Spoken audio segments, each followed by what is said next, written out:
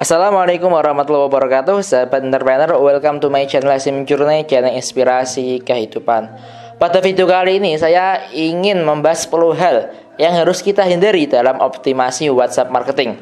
Karena ketika kita melanggar 10 hal ini, kemungkinan closing kita akan kecil dan kemungkinan besarnya kita bisa diblokir oleh pihak WhatsApp. Nah, ini sering terjadi di kalangan kita, di mana ketika tanpa kita sadari kita tiba-tiba masuk ke grup yang tidak pernah kita kenal. Dan yang memasukkan nomor kita ke grup tersebut juga tidak pernah kita kenal. Pernah nggak?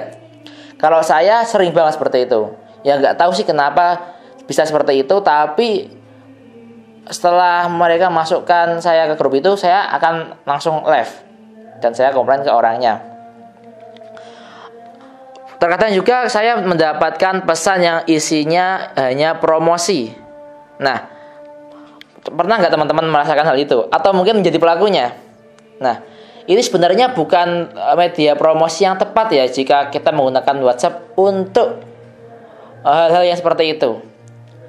Namun ketika kita harus menggunakan WhatsApp dengan bijak. Caranya yaitu dengan mengedukasi market dulu. Jangan langsung tiba-tiba jualan, tiba-tiba masukkan grup, memasukkan orang-orang yang tidak kita kenal ke grup kita. Itu besar banget potensinya untuk diblokir. Nah, ada 10 hal yang dilarang dalam optimasi WhatsApp.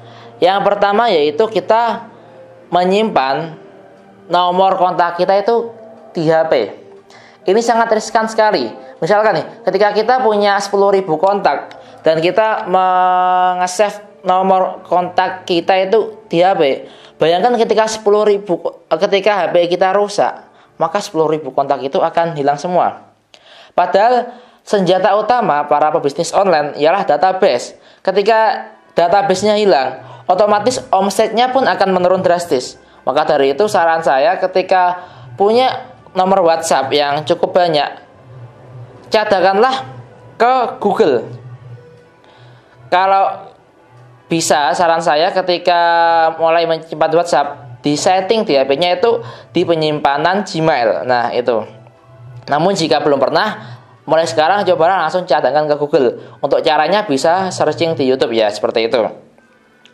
Yang kedua yaitu tukang pungut kontak. Lihat kontak di jalan, asal save. Lihat kontak, asal save. Ikut suatu grup, semua kontaknya di save. Buat apa seperti itu? Dan saya herannya sekarang tuh banyak aplikasi yang membantu untuk pungut kontak. Kan nggak ada gunanya. Kita broadcast nggak bisa masuk. Adapun kita pakai tool untuk broadcast bisa masuk, dia nggak akan beli karena dia nggak kenal kita, siapa kita. Dalam penjualan menggunakan WhatsApp marketing, kita perlu yang namanya customer journey. Ketika customer journey tidak dilalui dengan baik, maka penjualan pun tidak akan menghasilkan sesuai ekspektasi. Customer journey itu sangat panjang ya prosesnya, mulai dari market itu datang ke kita karena kita kasih lead magnet, setelah itu kita edukasi, mulailah promosi. Ketika promosi gagal, kita coba edukasi lagi. Seperti itu, panjang banget. Dan edukasi pun tidak hanya sekedar edukasi, itu ada trik-triknya sendiri. Lebih detail lagi nanti kita bahas di video selanjutnya. Nah, tukang pungut kontak ini juga saya heran, buat apa mereka nge-save nomor yang nomornya dia aja nggak di-save sama mereka gitu loh. Di broadcast nggak masuk. Ketika dia broadcast pakai itu, meskipun masuk, nggak akan terjadi closing karena pembeli itu tidak ada rasa percaya kepada kita. Apalagi kepada orang-orang yang sukanya broadcast brutal gitu ya. Asal broadcast iklan terus. Saya juga begitu ketika saya mendapatkan broadcast berupa iklan. Kemungkinan besar saya akan blokir nomor itu ketika saya sudah peringatkan 2 kali. Misalkan nih, Mas jangan broadcast saya seperti ini lagi ya. Lalu dia broadcast lagi, saya peringatkan lagi, dia nggak mempan, saya blokir langsung. Nah, jika teman-teman mendapat blokiran 5 kali dari nomor yang teman-teman broadcast, maka nomor kalian akan langsung diblokir. Maka jangan sampai asal broadcast ya, karena 5 kali blokir otomatis langsung nomor kita diblokir dari WhatsApp. Dan pasti nggak pengen kan kalau kita keblokir dari WhatsApp. Nanti kan kita mau pemasaran pakai apa lagi? Mau bangun dari awal lagi pakai IG? Kan nggak mungkin. Nah, capek gitu loh, bisa tapi capek. Mending kita antisipasi dari awal bagaimana WhatsApp kita itu bisa aman dan tidak terblokir. Seperti itu. Yang ketiga yaitu nomor telepon atau SIM card hangus. Nah, ini juga saya wanti-wanti ke teman-teman semua. Jika punya nomor, meskipun di rumah ada wifi, jangan semena-mena nggak pernah diurusi gitu loh. Selalu isi ulang terus tiap bulan. Kenapa seperti itu? Ini untuk meminimalisir nomor hangus. Lalu timbul pertanyaan lagi, bagaimana jika kita pakai AON? Nah, jika kita pakai AON itu lebih aman. Karena AON itu kan masanya itu 1 tahun ya. Namun jika kita tidak pakai yang AON, yang mungkin jika saya sebut merek 3 AON yang always on, itu masanya itu sekitar 2 bulan, 1 bulan seperti itu. Nah, ketika kita tidak mengisi dan melewati masa tenggang, maka nomor kita bisa hangus. Dan ketika nomor kita hangus, awalnya sih masih aman-aman aja ya, selama HP kita tidak ganti. Namun ketika pada suatu masa HP kita harus rusak dan ganti, dan kita ingin memindahkan WhatsApp kita ke HP yang lain, tidak bisa. Karena karena ketika kita login WhatsApp, kita butuh namanya kode verifikasi, dan kode verifikasi itu dikirimkan dengan SMS ke kartu yang kita gunakan untuk WhatsApp. Jadi teman-teman ketika sudah memfokuskan diri untuk main WhatsApp marketing dan memfokuskan bisnisnya untuk promosi menggunakan WhatsApp, saran saya mulailah fokuskan nomor itu menjadi nomor seumur hidup. Bagusnya lagi jika teman-teman menggunakan nomor cantik jika belum memulai. Namun jika sudah terlanjur memulai, cukup nomor yang kalian punya itu kalian rawat demikian rupa, jangan sampai hangus. Dan cadangkan kontak-kontak database pembeli itu ke Google. Seperti itu. Yang keempat yaitu dilarang spamming. Tahu kan spamming? Spamming yaitu ya nyampah. Ini kerjaannya para spammer. Pernah nggak ikut suatu grup di mana grup itu isinya sampah semua, mulai dari orang jualan, orang berkata kotor dan apapun itu. Ini yang harus sangat dihindari, karena spammer itu banyak dibenci anggota grup. Misalkan nih ada grup belajar atau e-course, lalu kita sebagai anggota kita nyepam jualan kita terus, maka potensinya ada 2. Antara kita diblokir sama anggota grup tersebut, atau kita dikeluarkan. Nah, maka dari itu jangan sampai kita suka nyepam. Jika kita promosi, boleh promosi, namun promosi di kolam sendiri. Maka dari itu saya pernah menyarankan di video saya sebelumnya itu, ketika kita memutuskan untuk fokus bisnis dan satu niche bisnis, maka bangunlah kolam. Jangan selamanya promosi ke kolam orang lain, karena kolam orang lain tuh ya haknya dia. Nah, bagaimana cara kita mendatangkan orang-orang ini mau ke kolam kita? Maka kita berikan manfaat dulu. Maka dalam bisnis, ketika kita awal memulai bisnis, jangan langsung berpikir profit. Ini kesalahan pengusaha pemula. Baru bisnis langsung mikir profit. Dan banyak teman saya yang seperti itu. Saya pun juga dulu ketika pertama memulai bisnis, awalnya selalu berpikir profit atau keuntungan terus. Namun seiring berjalannya waktu, ketika saya mulai banyak bertemu mentor, ikut e-course, dan banyak baca buku pengembangan diri, banyak baca buku bisnis, ternyata dalam kita bisnis, dalam kita memulai bisnis di awal, jangan fokus ke profit. Namun fokuslah ke membangun brand. Brand ini bisa ada 2 jenis, personal brand atau product brand. Jika kita main personal brand, maka kita harus memperbaiki diri kita dulu. Bagaimana diri kita itu bisa menjadi public figure yang baik untuk followers kita. Namun jika kita main di produk brand, maka kita harus memastikan bahwasanya produk kita itu benar-benar bisa dipercaya oleh pasar. Jangan sampai ketika produk brand kita sudah bagus, tiba-tiba pada suatu hari kualitasnya tidak sesuai ekspektasi pasar, maka akan hancur seketika. Kalau saya selama ini mainnya di dua-duanya, personal brand dan produk brand, dan memang itu cukup berat ya, harus menjaga image secara personal dan menjaga kualitas produk. Dan itu bukan hal yang mudah. Rata-rata para pengusaha pemula itu mereka malah belum paham tentang brand itu. Mereka asal posting. Dan postingnya itu mereka spam semua. Posting di story WhatsApp, produk terus. Lalu di grup di broadcast produk terus. Ke orang juga broadcast produk terus. Nah, itu yang menjadi kesalahan fatal pengusaha pemula yang menggunakan WhatsApp untuk marketing. Di mana dia tuh sering menggunakan WhatsApp hanya untuk media jualan. Padahal ketika kita jualan menggunakan WhatsApp itu pastinya sangat beda dengan kita jualan menggunakan marketplace. Ketika kita jualan menggunakan marketplace, kita boleh pasang foto produk langsung harga, karena namanya marketplace yaitu tempat untuk jualan. Namun ketika kita menggunakan WhatsApp, maka WhatsApp itu media sosial, media chatting, dan di story-nya itu namanya media sosial, story WhatsApp. Kita jangan menyamakan media sosial dengan marketplace. Ketika kita jualan menggunakan media sosial, maka yang harus kita perbanyak yaitu edukasi ke marketnya. Dan sepengalaman saya, ketika kita menjual produk premium, pokoknya produk premium yang harganya itu 100.000 ke atas, itu paling mudah menggunakan media sosial dibanding marketplace. Kenapa seperti itu? Coba bayangkan, pernah nggak mobil-mobil supercar seperti itu dijual di marketplace? Nggak pernah.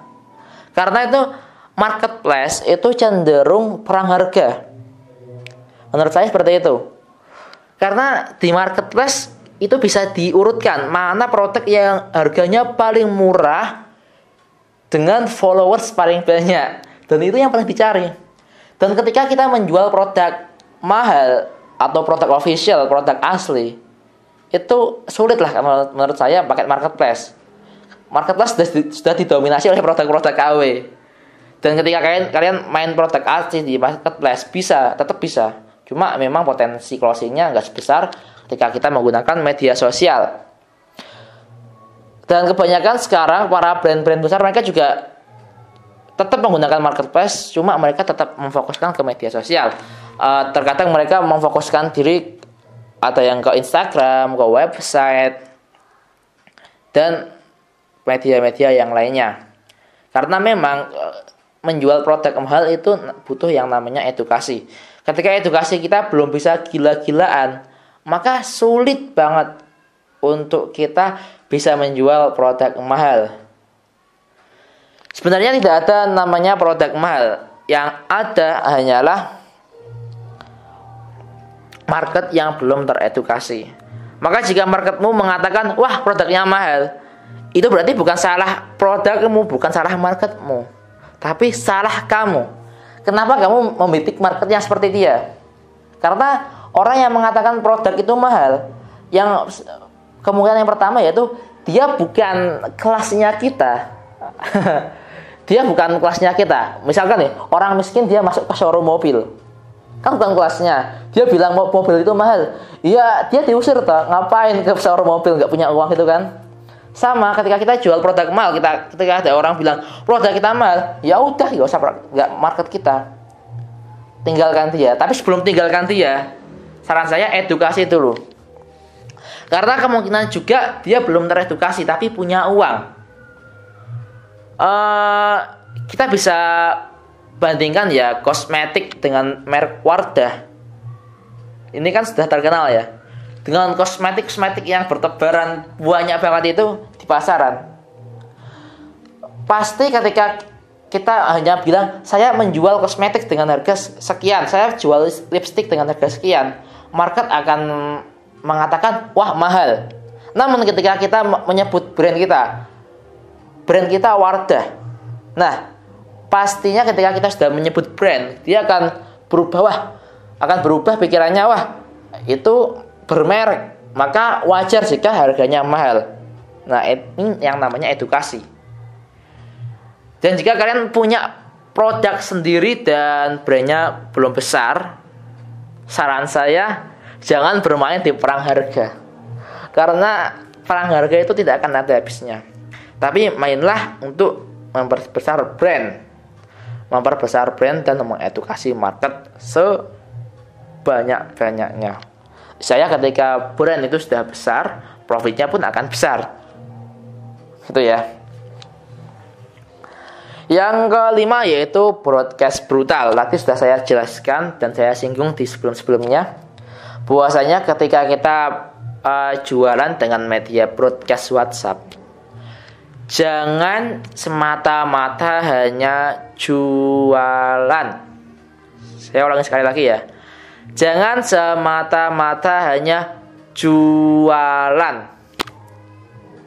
Orang tidak suka dijuali, tapi orang suka mendapatkan manfaat dengan gratis. Ini yang harus kita pakai dalam kita bisnis menggunakan media WhatsApp, di mana kita bisa memberikan manfaat ke target market kita, khususnya orang yang tidak pernah kita kenal sebelumnya, menjadi dekat dengan kita dengan menawarkan sesuatu yang sangat bermanfaat dan bersifat gratis. Misalkan ketika saya jual produk edukasi bisnis, saya tidak semata-mata langsung bilang ini saya punya produk, tolong dibeli. Enggak, itu namanya bukan jualan tapi ngemis. Orang penjual yang profesional dan dia terlihat eksklusif ialah orang yang memberikan manfaat dulu, bukan mengemis untuk dijual. Dia memberikan manfaat bahwasanya produk ini dia memberikan manfaat bahwasanya dia memberikan edukasi ke market secara gratis. Misalkan ketika saya main di edukasi bisnis, saya membuat kuliah WhatsApp berkaitan dengan produk yang akan saya jual. Misalkan saya ingin menjual produk edukasi bisnis yang berkaitan dengan pasukan penjualan, bisa berupa buku, bisa berupa e-course, bisa berupa coaching. Nah, seperti itu. Saya pertama kali juga harus memberikan lead magnet, yaitu sesuatu yang bisa membuat dia datang ke kita tanpa kita harus mengemis-ngemis untuk dia datang ke kita. Ya itu tadi lead magnetnya, sesuatu yang bermanfaat tapi gratis. Kita sebar seluas-luasnya saat gitu. Setelah kita sebar seluas-luasnya, barulah dia datang ke kita dan dia meminta untuk mendaftar yang tadi gratisan tadi ya. Nah, baru kita edukasi. Jangan edukasi cuma sekali ya. Saran saya edukasi selama 5 kali dulu, sampai tertanam dalam mindsetnya bahwasanya dia itu butuh. Maka dalam kita menjual, jangan kita menawarkan produk di depan, tapi dalam kita menjual kita harus membesarkan masalah yang tidak pernah dia sadari. Sebagai penjual yang benar, sebagai penjual yang terlihat eksklusif, itu lebih baik memberikan masalah sebesar-besarnya atau memberikan gambaran masalah yang sedang mereka hadapi sebesar-besarnya daripada kita ngemis untuk menjual untuk membeli produk yang kita jual. Itu sangat-sangat nggak etis banget itu loh sebagai penjual produk eksklusif. Maka kita misalkan nih, ketika saya punya database calon pembeli gitu yang sudah masuk ke kolam saya takut-takutin mereka bahwasanya, nah ini loh, jika kamu tidak punya pasukan penjualan, maka ketika kamu sakit bisnismu akan turun omsetnya secara signifikan. Seperti itu. Dan ketika kamu jalan-jalan, bisnis pun nggak akan jalan karena kamu nggak bisa masukkan penjualan. Bener profitmu besar, tapi profitmu pun akan turun seketika ketika kamu tidak di tempat seperti itu. Pokoknya saya takuti sehingga dia tuh merasa, wah saya butuh solusi dari itu. Nah, baru ketika saya setelah saya takuti, saya nggak langsung cuma jual produk. Saya bilang, kalau mau bisnismu bisa berjalan dengan lancar tanpa harus profit naik turun, bahkan turun tajam, bangunlah pasukan penjualan. Lalu kan dia bertanya lagi, lah bagaimana mas cara membuat pasukan penjualan? Saya kan nggak pernah nggak pernah membuat pasukan penjualan, nggak pernah belajar dan nggak punya pengalaman. Oke, mulai dari situ saya mulai edukasi. Saya nggak langsung jualan. Gini cara membuat pasukan penjualan seperti ini. Nah, ketika saya memberikan tips dan trik kepada mereka, saya sudah saya sudah punya batasan di mana saya harus menjelaskan. Jangan sampai saya menjelaskan sedetail-detailnya. Karena ketika saya menjelaskan sedetail-detailnya, maka produk yang akan saya jual nggak akan laku toh. Saya hanya menjelaskan poin-poinnya. Yang penting gini, bagaimana ketika dia melihat poin itu, dia penasaran, tapi dia nggak akan memahami apa yang saya maksud, gitu loh. Misalkan nih, dalam membangun pasukan penjualan itu kita butuh ini. Nah, poin itu saya sampaikan, tapi saya nggak berniat untuk memahamkan dia, karena ketika dia sudah paham, dia nggak akan beli produk saya. Tapi saya bermaksud untuk membuat dia penasaran kepada produk yang saya tawarkan. Terus dia bingung, loh maksudnya gimana mas? Nah, berarti saya gini, ya memang saya sengaja nggak buat kamu paham biar kamu beli produkku. Itu dalam hati saya seperti itu. Barulah saya mulailah ke selling. Jadi sharing dahulu, sharing kemudian saya baru menjual di situ. Oke, caranya gini ya. Ketika kita membangun pasukan penjualan, maka nah, jika ingin detailnya, maka ada di buku, misalkan nih, pasukan penjualan, crazy leader, pasukan militan, atau mungkin di e-course reseller warrior, atau apa yang lain, itu produk-produk yang lain yang berkaitan dengan edukasi bisnis. Barulah di situ kita masuk ke closing. Tahu kan? Itu tadi yang namanya customer journey. Itu belum detail sebenarnya, cuma saya kasih gambaran aja bagaimana customer journey itu bisa kita aplikasikan. Nah, tadi kita sudah sampai broadcast brutal ya. Bahasanya terlalu panjang. Nah, lalu di mana letak broadcast itu, Mas? Apakah kita boleh membroadcast mereka? Boleh. Ketika dia sudah teredukasi. Broadcast itu sifatnya hanya untuk mengingatkan bahwasanya kita itu masih ingat mereka dan menolak mereka lupa ke kita. Itulah sifat broadcast yang sebenarnya. Jadi jangan di awal-awal langsung broadcast jualan, enggak. Edukasi dulu baru broadcast untuk menjalin silaturahim. Dan broadcastnya itu pun enggak setiap hari. 1 minggu cukup 3 kali atau 2 kali. Nah, seperti itu. Tapi jika teman-teman yang nonton video ini ada yang salah satu menjadi reseller saya, atau ada yang pernah menjadi reseller saya, kena mesti bertanya-tanya, lu mas kamu kok broadcast saya 3 kali sehari? Nah, itu beda lagi ya konteksnya. Saya membroadcast orang 3 kali sehari itu dalam konteks karena dia sebagai seorang reseller. Karena sebagai seorang reseller dia butuh yang namanya intensivitas. Maka ya wajar kalau saya memang broadcast terus. Selama kamu tetap menjadi reseller saya, maka saya akan broadcast terus-menerus seperti itu. Namun ketika kamu sudah, tapi broadcast saya nggak jualan semua ya. Broadcast saya itu ada edukasi, ada sharing, ada kisah inspiratif. Nah, jika ingin berhenti dari broadcast, ya silahkan berhenti dari reseller. Tapi kayaknya rugi banget deh kalau berhenti dari reseller saya, soalnya reseller saya tuh bener-bener saya perhatikan sampai sedetail-detailnya. Jadi rugi banget kalau ingin keluar. Yang keenam yaitu scraping. Tahu kan? Scraping yaitu mencuri kontak WhatsApp.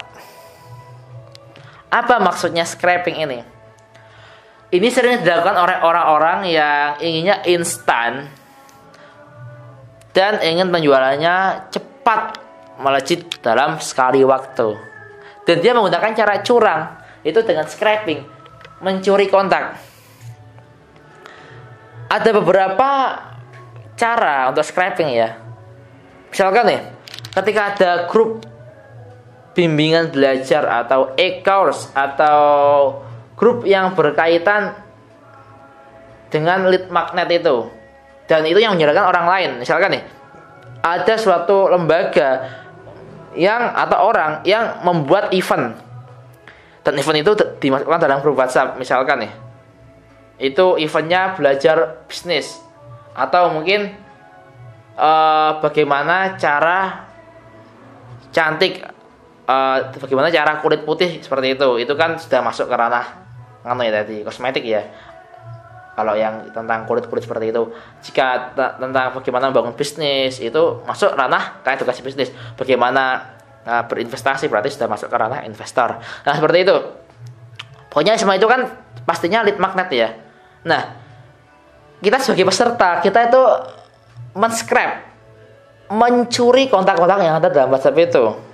Kita tulis gitu. Padahal sudah di awal sudah jelas-jelas bahwasanya dilarang mencuri kontak WhatsApp, dilarang mem-PC. Tapi kita sebagai orang yang inginnya instan, itu ya udahlah, akhirnya ditulis di buku atau scraping dengan cara aplikasi. Itu kan kemarin saya juga ada yang nawarin saya aplikasi untuk scraping kontak ya, tapi saya nggak terima karena saya tahu bahwasanya itu kurang tepat.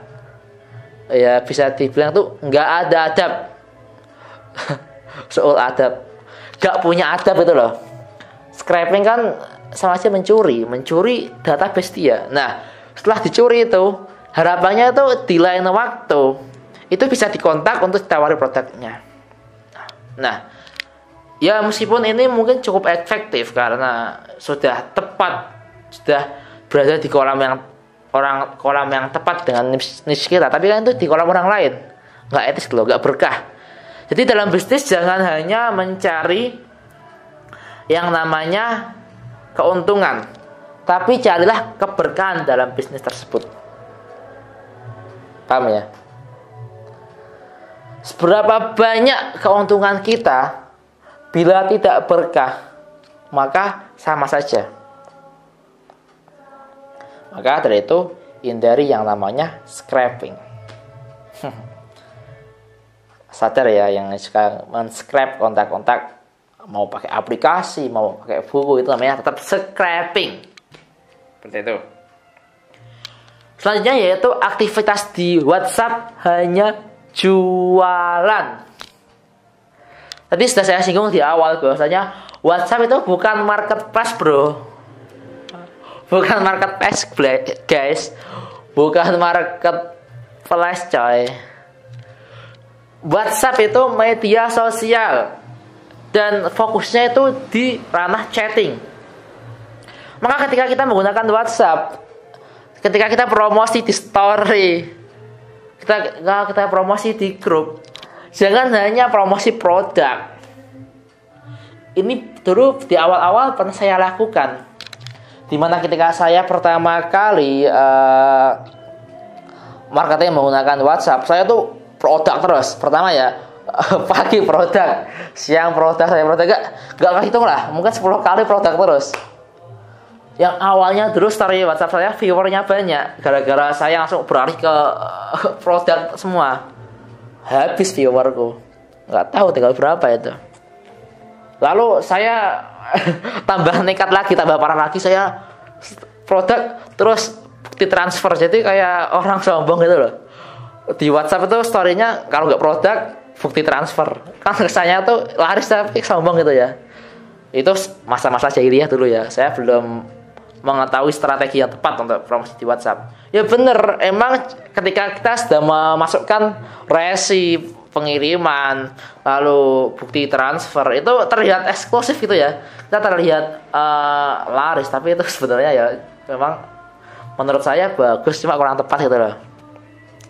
Ada baiknya ketika kita menggunakan story WhatsApp itu jangan cuma pamer bisnis, pamer bisnis, atau ya mungkin di benak kalian, pamer gimana mas, itu kan hanya menunjukkan bahwasanya kita amanah. Ya mungkin ada beberapa yang berpikir bahwasanya mengupload resi, mengupload bukti transfer itu memperlihatkan keamanahan. Ya itu karena ada beberapa pendapat ya.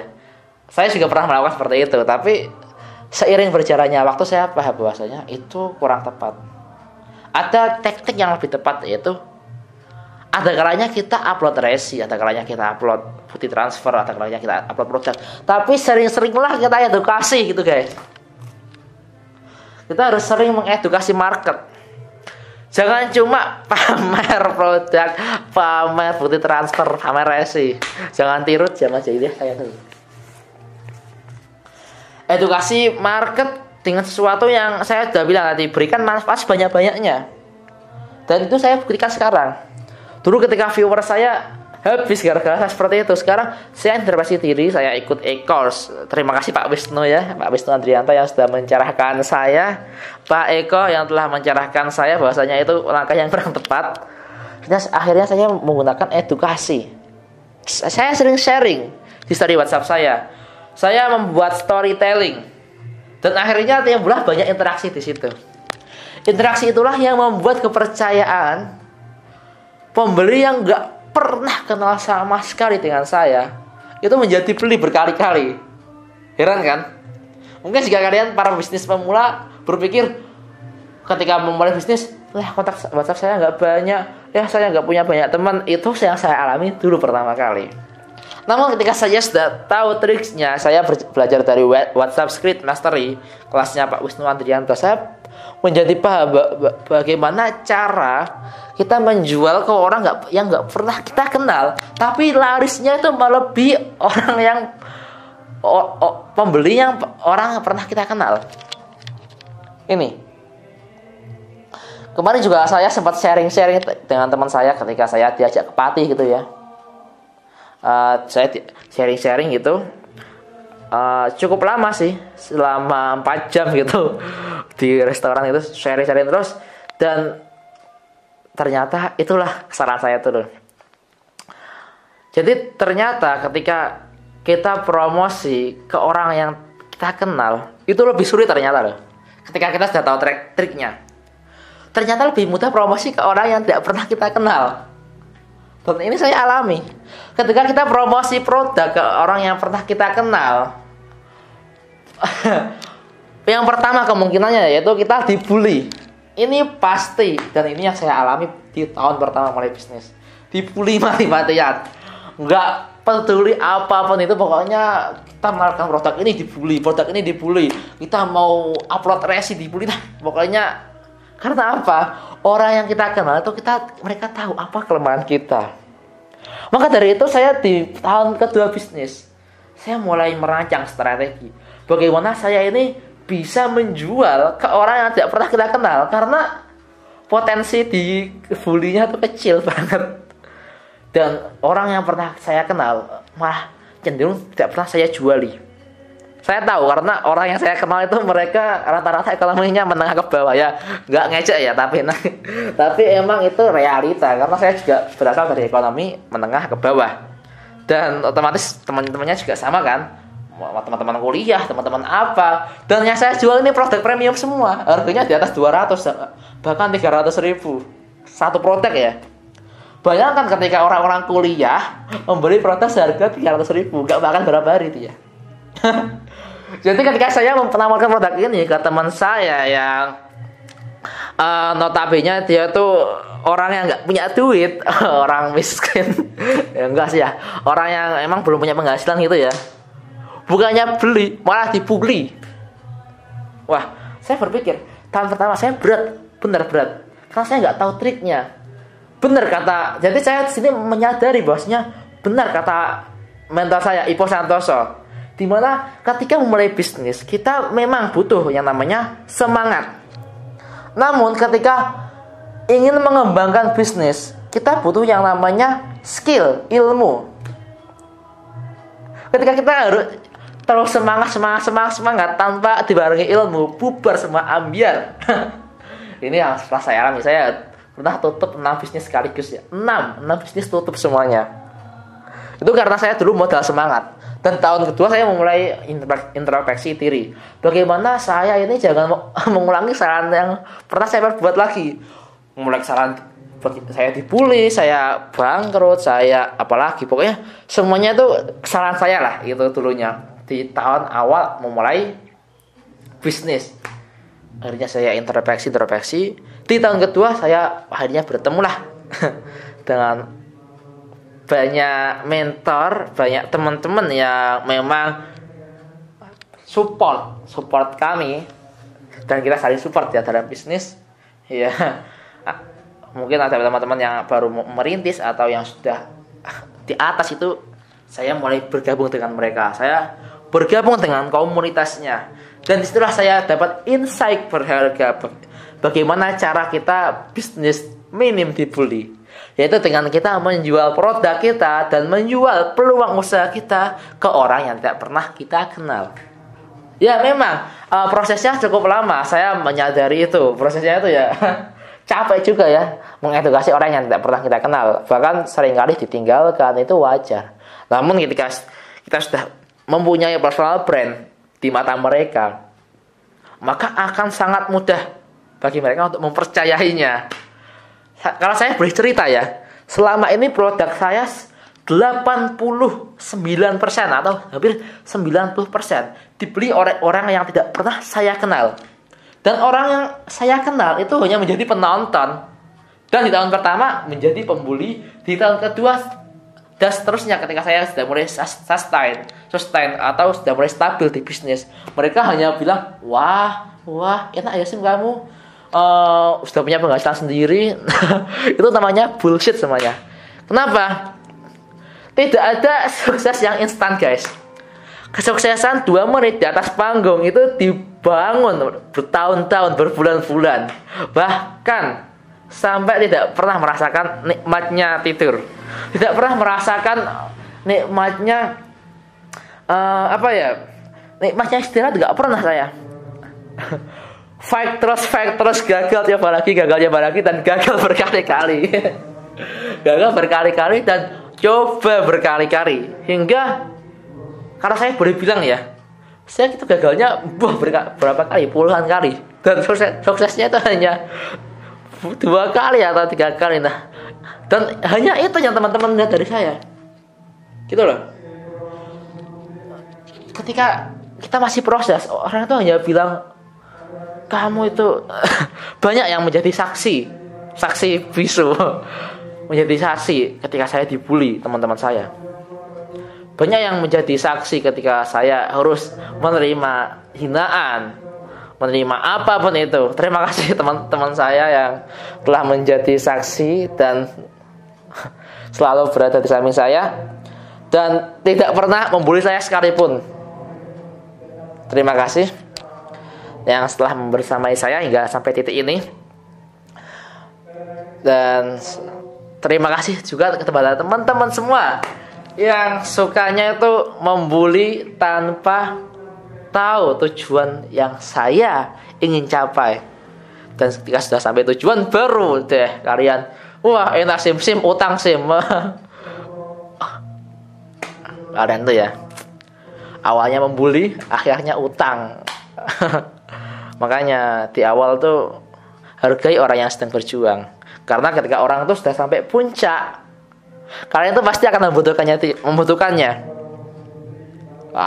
Mau itu butuh peluang pekerjaan, mau itu butuh utang. Nah itu saya alami sekarang. Sim, saya butuh ini Sim, penghasilan tambahan Sim. Ada peluang nggak? Itu orang yang dulu membuli saya ya. Loh Sim, saya butuh uang Sim, bisa pinjemin. Nah itu juga semuanya orang yang membuli saya semua. Membuli akhirnya kalau butuh datang. Ya itulah masyarakat plus 62 yang pengennya instan. Oke, saya lanjutkan ke poin yang ke-8.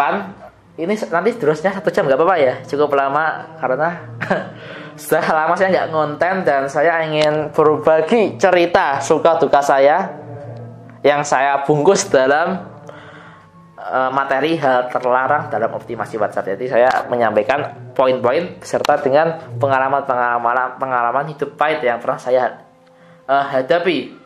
Dan kalian mungkin nggak akan pernah tahu karena kalian hanya membuli. Oke. Yang selanjutnya yaitu memasukkan ke kontak WA ke grup tanpa izin. Memasukkan kontak WA ke grup tanpa izin. Ini sering banget saya menjadi korban dari ini.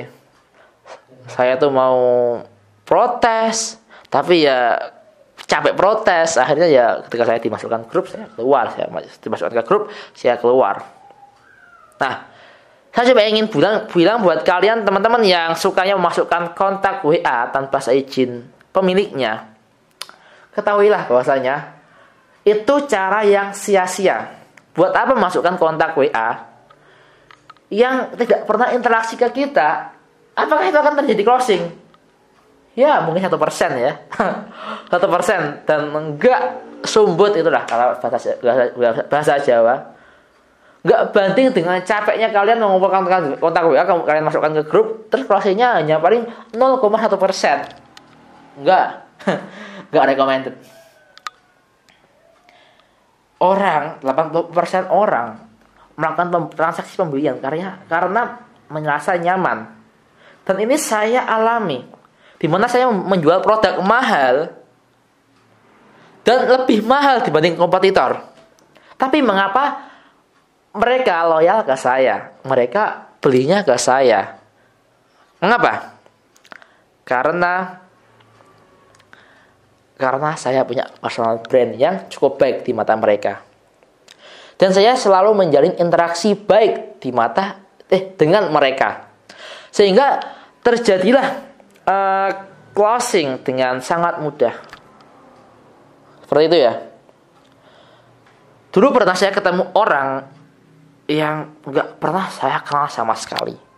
Bahkan saya kenal orangnya tuh prosesnya lama banget itu loh. Pertama tuh, saya pada perjalanan Semarang ke Kudus, saya ketemu ibunya.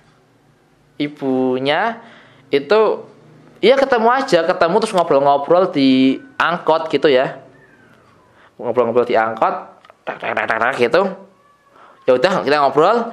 Tapi kan saya dulu pernah diajari sama Mas Purnomo bahwasanya ketika kita ketemu orang siapapun itu, mintalah nomor HP dan save kontaknya karena pada suatu hari kita butuh. Nah, itu saya ketemu ibunya. Terus setelah saya ketemu ibunya, selama 1 tahun saya nggak pernah interaksi dengan ibu itu, nggak pernah.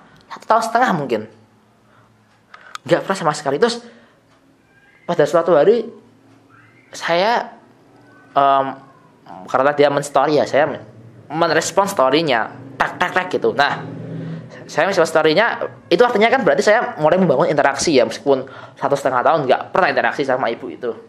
Nah, setelah saya membangun interaksi selama ya itu interaksi ketika saya komen, dia mulai merespon tak. Nah, setelah mulai timbul interaksi secara intens ya. Ya meskipun interaksinya bukan ke arah bisnis, enggak. Itu interaksinya mengalir aja karena saya berprinsip bahwasanya ketika kita ingin membuat nyaman seseorang supaya bisa dekat dengan kita, maka kita jangan langsung masuk ke hal bisnis, jangan. Kita harus ada bahasa basinya dulu. Kita ya ngomongin apa yang pokoknya kita masuk ke dunianya dia gitulah. Kita masuk ke dunianya dia. Kita ngobrol misalkan nih, dunianya dia tuh dunia pesantren, atau ya berarti kalau dunia pesantren kita ngomong tentang pesantren dong. Kalau dunianya dia tuh dunia olahraga, berarti kita ngomong tentang olahraga dong.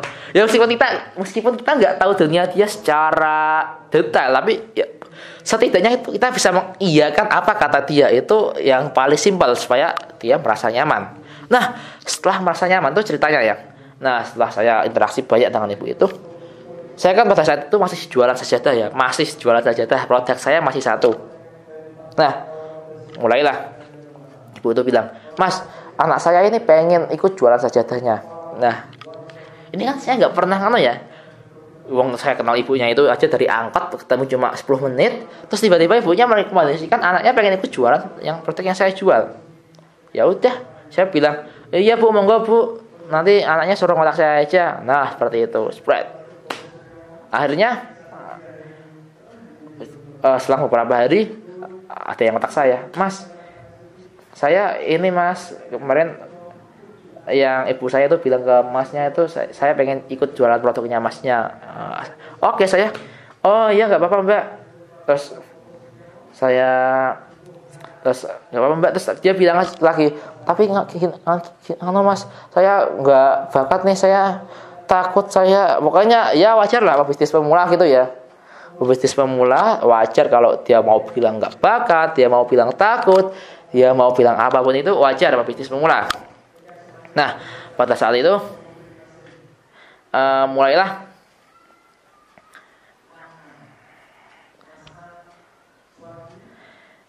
dia awalnya dia introvert ya ke saya.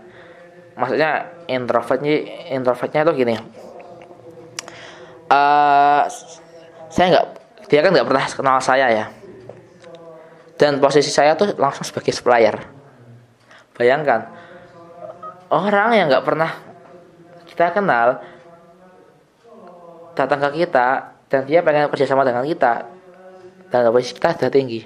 Pastikan bukan hal yang mudah buat dia untuk adaptasi ke kita. Nah, tapi saya berkeyakinan bahwasanya saya harus bisa membuat orang ini merasa nyaman. Karena apa? Sama aja mau target marketnya tepat, mau apa, kalau orang nggak merasa nyaman, nggak akan terjadi yang namanya loyalitas. Gini ya.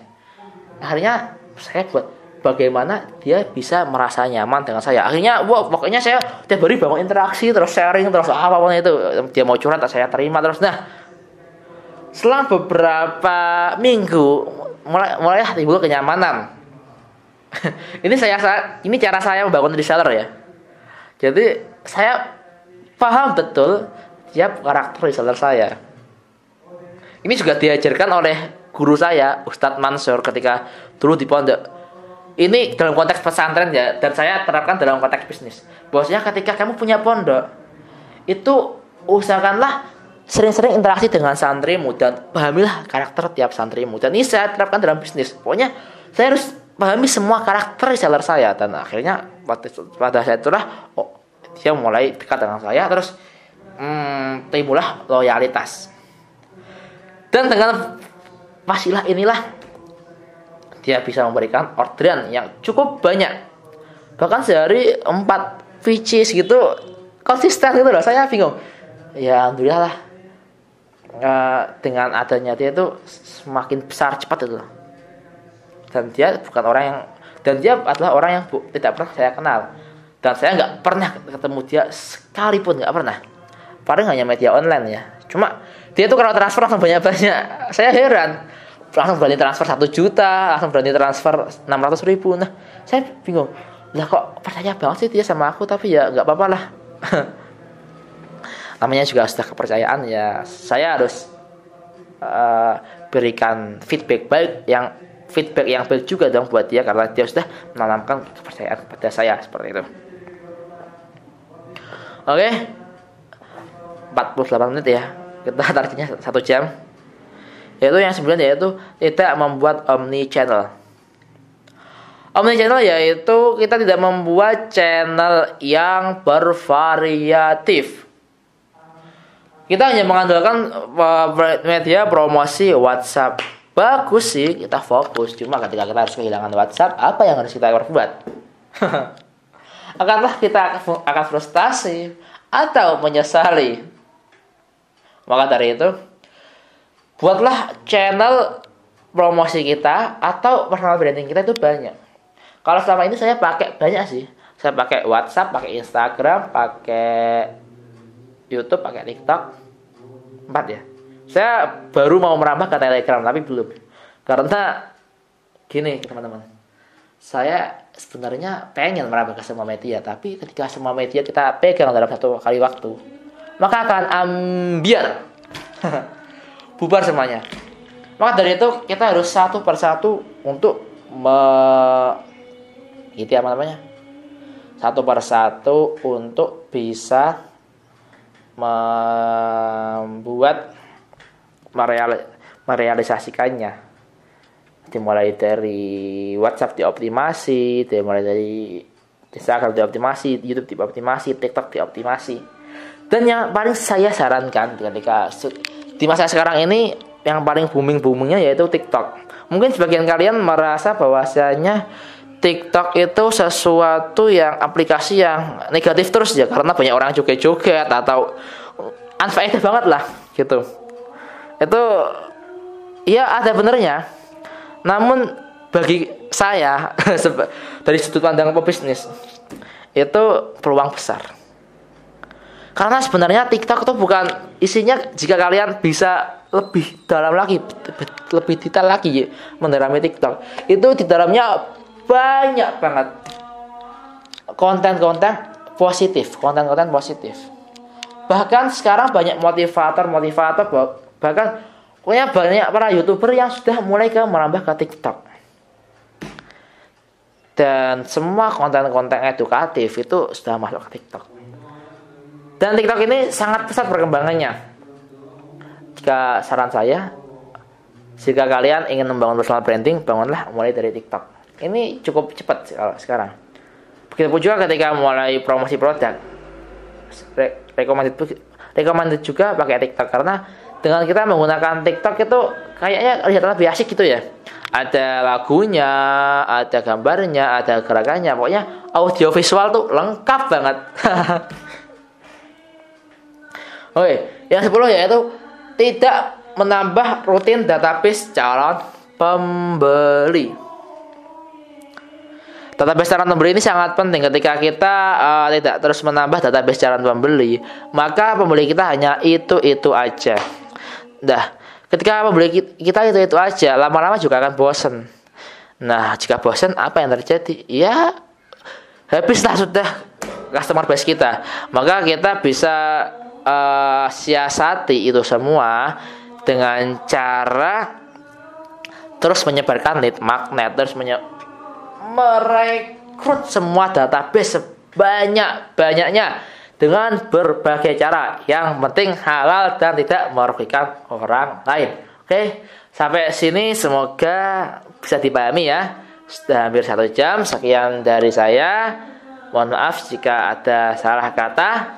Jangan lupa untuk share video ini ke teman-teman kalian bila bermanfaat, dan jangan lupa subscribe channel ini dan bunyikan loncengnya untuk dapat notifikasi selanjutnya. Terima kasih. Sekian dari saya. Wassalamualaikum warahmatullahi wabarakatuh.